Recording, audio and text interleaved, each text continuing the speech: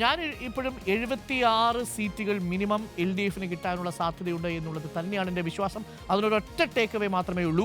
അത് അതാത് മണ്ഡലങ്ങളിലെ ജനപ്രിയ MLA മാർ ജനപ്രിയ MLA മാർ LDFനെതിരായിട്ട് ഏതെങ്കിലും തരത്തിലുള്ള ഭരണവുമായി ബന്ധപ്പെട്ടുകൊണ്ടുള്ള ഒരു മടുപ്പുണ്ടെങ്കിൽ അതിനെ മറികടക്കും എന്നുള്ളതാണ്. 76 അതാണ് എൻ്റെ ടേക്ക് ഈ വിഷയത്തിൽ. അതിൽ മന്ത്രിമാരുണ്ട്. അതിലൊരു 4 മന്ത്രിമാരുടെ കാര്യത്തിൽ എനിക്ക് സംശയമുണ്ട്. അത് ഒഴിച്ചു നിർത്തിയാൽ ബാക്കി മന്ത്രിമാരെല്ലാവരും വിജയിക്കാനുള്ള സാധ്യതയുണ്ടെന്നുള്ളതാണ് എൻ്റെ ടേക്ക്.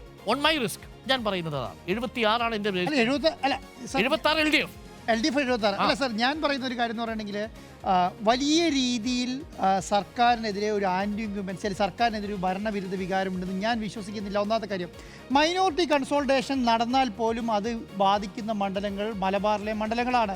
അത് ഓൾമോസ്റ്റ് എല്ലാം തന്നെ കോൺഗ്രസിൻ്റെ കയ്യിലിരിക്കുന്ന മണ്ഡലങ്ങൾ തന്നെയാണ്. അതുകൊണ്ട് വലിയ രീതിയിൽ അങ്ങനെ ഒരു പ്രശ്നം ഉണ്ടാവുമെന്ന് ഞാൻ വിചാരിക്കുന്നില്ല. സർക്കാർ അധികാരത്തിൽ വരുമോ എന്നുള്ള കാര്യത്തിൽ ഒരു സംശയമില്ല. അല്ലല്ല, LDF സർക്കാരാണ് തുടർഭരണം. 70-നും 75-നും ഇടയിൽ ഒരു നമ്പറിലേക്ക് LDF വരാനുള്ള സാധ്യത ഞാൻ കാണും.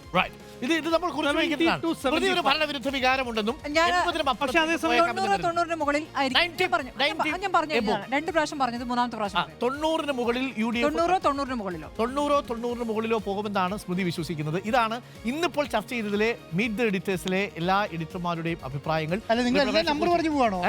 സ്മൃതി 70-75 ഇടയിൽ.